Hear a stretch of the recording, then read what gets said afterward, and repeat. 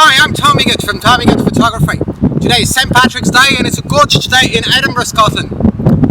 In our previous episodes we talked about achieving a correct exposure using three factors: the ISO, the shutter and the aperture. And today we're going to focus on the aperture and more importantly on its creative power.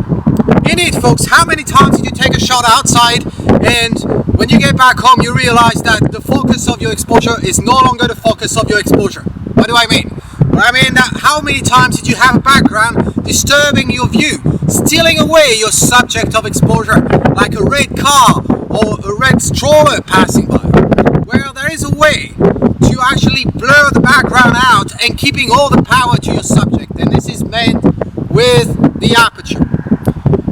The aperture, the creative power of the aperture is to affect the depth of field. What is the depth of field?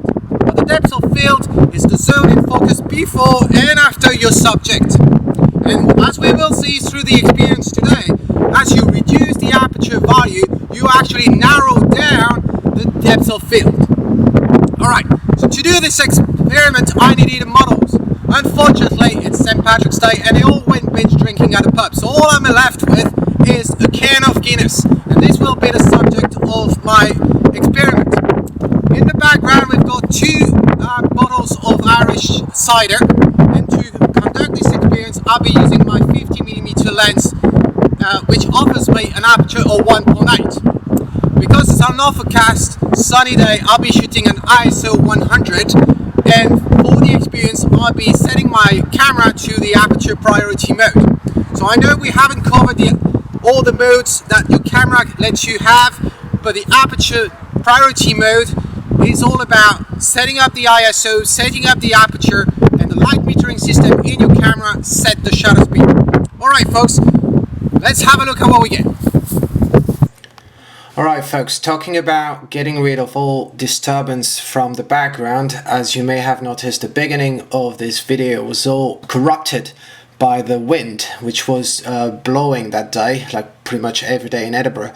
And so I decided to actually dub the rest of the video back from home. So this is the first exposure, and as you say, ISO 100, and this is the exposure I'll be using throughout the experience. And for this first exposure I'm using f22, and you remember f22 is the narrowest, or one of the narrowest aperture you can get. So the light metering system decided that the shutter speed needed to be 1/8 of a second.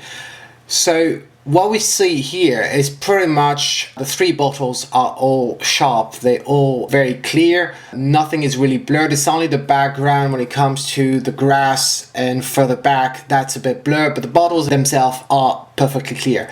So let's carry on the exposure experiment and let's bring down the aperture from f22 down to one stop, so that's going to make f16. So at f16 what we see is that the green bottle of Magnus is getting affected by the blur. The brown one however is still sharp and the Guinness is even sharper. Remember that throughout the experience I'm always focusing on the Guinness can. So we've still got the ISO 100, f16 was my initial choice, and the shutter speed was set automatically for us at 15th of a second. So let's bring down the aperture one stop to f11. On the f11 we can clearly see now that the green bottle is really blurred.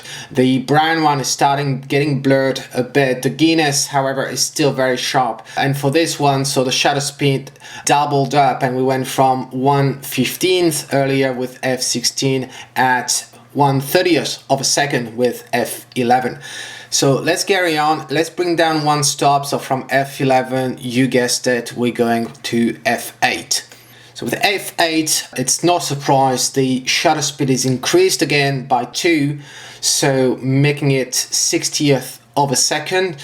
The green bottle is definitely blurred out, it's impossible to read the letters on the label. Brown one is getting close to the green one in terms of blur, but the Guinness is still very sharp.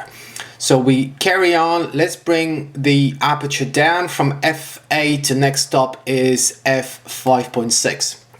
So f5.6 now is getting really difficult to read. Actually, it's impossible to read the label on the two bottles of Magnus. And for that, as you notice, we got a shutter speed at 1/25th of a second. The Guinness can nonetheless is very sharp, and we see the depth of field is narrowing down dramatically comparing to the initial shot. So let's carry on, let's bring down the aperture one stop down, so that's going to be f4. F4, we've got a shutter speed of 250th of a second. The green bottle is absolutely blurred out. The brown bottle is totally blurred out. You may notice that on the left hand side of the green bottle there's kind of a black patch and some red and some white. Well, actually those are two people who were walking on that trail nearby, and as you can see, the whole purpose of narrowing down the depth of field is to avoid any disturbance, and those two people could have been a disturbance in our final exposure. So we still have the Guinness can perfectly sharp. This is the subject of our exposure. So let's carry on though, because we're still only at f4. So let's bring it down one stop. So that's f2.8. So at f2.8, as you see, the two-sided bottles at the background are totally blurred out, and somehow the Guinness can is really popping out our exposure.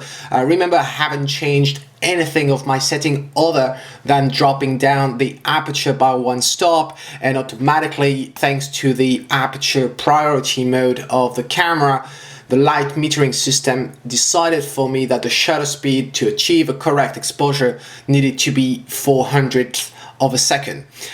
So let's bring it down one stop. However, I cannot do a full stop simply because my lens, my 50mm Canon lens, only allows me to do 1.8. So just for the sake of it, we're gonna do it with 1.8. And 1.8, what we see is the two bottles, it's totally blurred, but not only that big tree trunk on which I put the two bottles and the can, we really see that it's really being affected by this narrow depth of field. And the depth of field is almost as deep as the width of the Guinness can.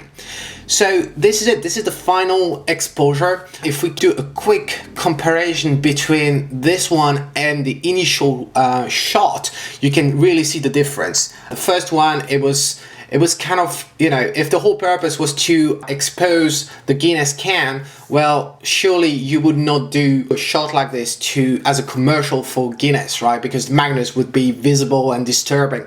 However, the resulting shot, the final one, is actually pretty good. It's like, you know, discard all the other bottles, all the other brand, all the other drinks, and that's what we want. Alright folks, I hope you found that informative. So the next time you go shooting, think twice before changing the aperture value. And until next time, this is Tom Migot saying, if you like it, well, drink it. Sensibly, of course, but more importantly, capture it.